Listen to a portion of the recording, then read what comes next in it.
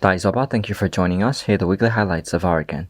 116 POWs killed in Junta airstrike on detention camps in An. Junta airstrike damages Kispanadi Bridge in Kyauktaw. ARSA resurges with abductions and ambush attacks in northern Maungdaw. ULA issues order urging Arakanese residents to remain vigilant against airstrikes. Mizoram government eyes resumption of Kaladan Project under Arakan Army control. Fighting has continued across Arakan state for more than 2 years as the Arakan Army presses its offensives. From March 9th to 15th of 2026, we'll be covering the conflict and other regional news.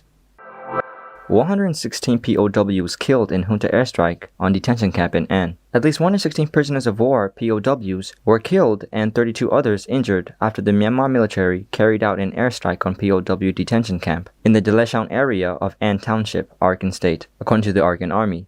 In a statement, the Arakan Army said the military launched a sustained aerial assault on March 8th, lasting about 3.5 hours from 11:02 a.m. to 2:28 p.m. The attack reportedly involved 4 jet fighters and 4 Y-12 transport aircraft conducting continuous bombing runs on the camp. Preliminary figures indicate that 116 POWs were killed and 32 injured in the airstrike, while many others sustained severe, moderate, or minor injuries. The Arakan Army also said some civilians serving prison sentences were among those killed and injured during the bombardment. According to the Arakan Army, the incident represents the highest number of prisoners of war identified as junta soldiers killed in an airstrike carried out by the military regime in Arakan State. The Arakan Army added that several high-ranking military officers were reportedly killed instantly in the attack. The Arakan Army said further details are still being verified, noting that some bodies were difficult to identify and others were completely destroyed by the explosions.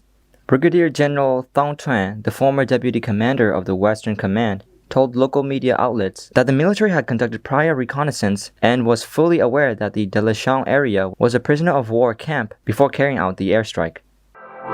When the airstrike damages Kispanadi Bridge in Kyauktaw, the Myanmar military regime carried out an airstrike on the Kispanadi Bridge in Kyauktaw Township, Arakan State, at around 10 p.m. on March 12th. Local residents said a jet fighter dropped bombs on the Kispanadi Bridge located at the eastern entrance at the foot of Kyauktaw Hill, causing structural damage at several points. The bridge is a key transportation route linking Kyauktaw with Mra'u, Maungdaw, and Mrebong Township and is widely used by local residents. In a separate incident on March 8th, the military regime carried out an airstrike on prisoner of war camp in the detention area of An Township. The attack killed 116 prisoners of war and injured 32 others. ARSA resurges with abductions and ambush attacks in northern Maungdaw. The Arakan Rohingya Salvation Army, ARSA, has reportedly resumed activities in northern Maungdaw Township, Arakan State, carrying out abductions and ambush attacks that have raised concerns among local residents. On March 9th, ARSA members allegedly abducted 6 Chaka men from Meatdyke village in Maungdaw Township while they were checking crab traps, according to local sources. In a separate incident on March 8th, ARSA carried out a landmine ambush on a hand tractor, locally called Twelaji, returning from Jingxiong village to Wiladong village after a shopping trip. The attack left 2 people dead and 1 person missing. Local residents say members of Muslim armed groups including ARSA, the Rohingya Solidarity Organization, RSO, and the Arakan Rohingya Army, ARA, have been infiltrating northern Arakan State by crossing the Naf River and Mayu mountain range along the Bangladesh border.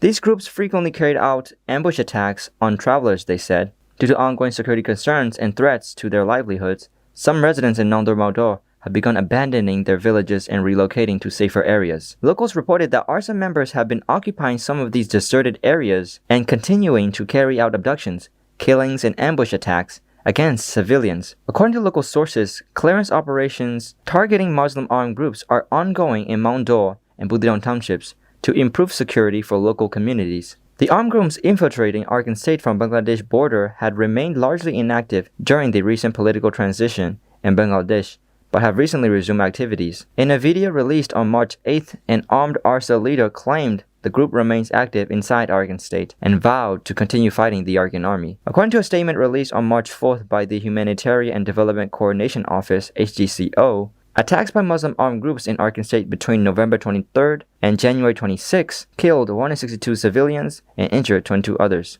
The casualties included 137 Arakanese, 35 Muslims, 34 Hindus, 13 Khmer, 6 Mro, and 4 Chakma people, the report said. ULA issues order urging Arakanese residents to remain vigilant against airstrikes.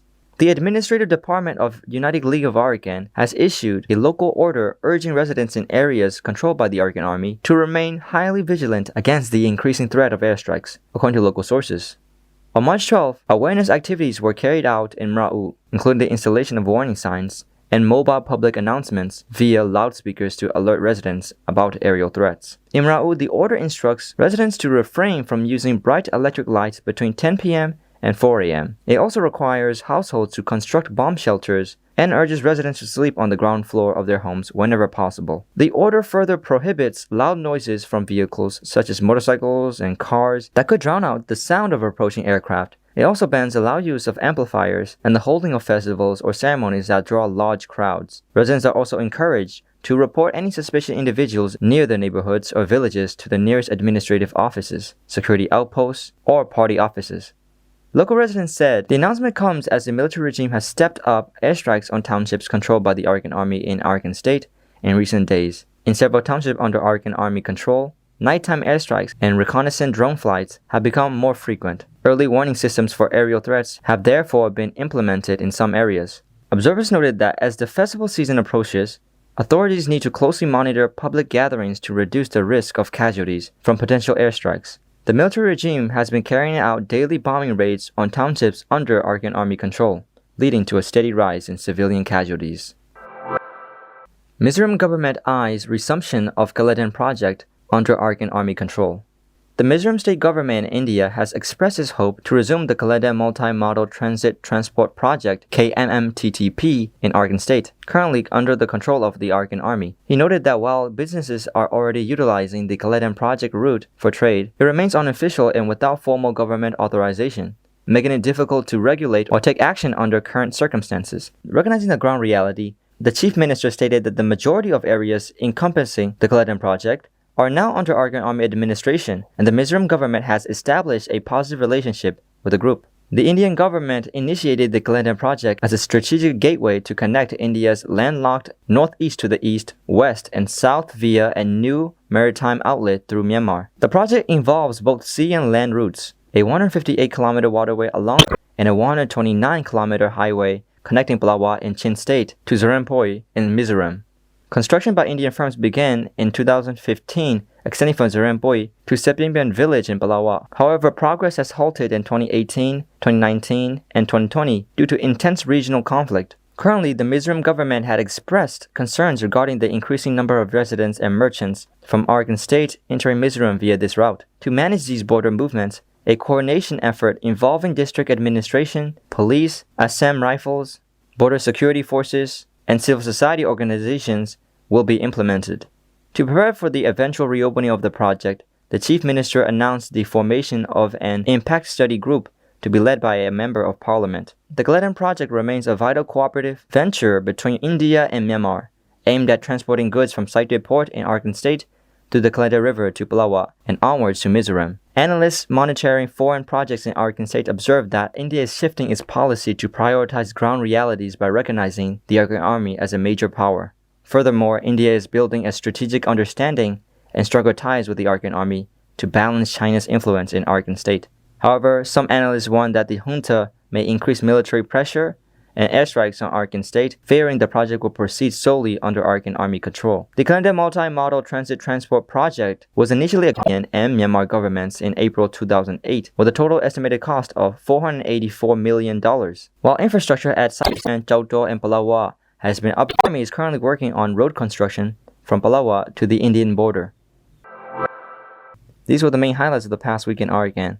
This program is presented every Tuesday, so please stay tuned. May all people of Arakan and the world stay healthy and safe.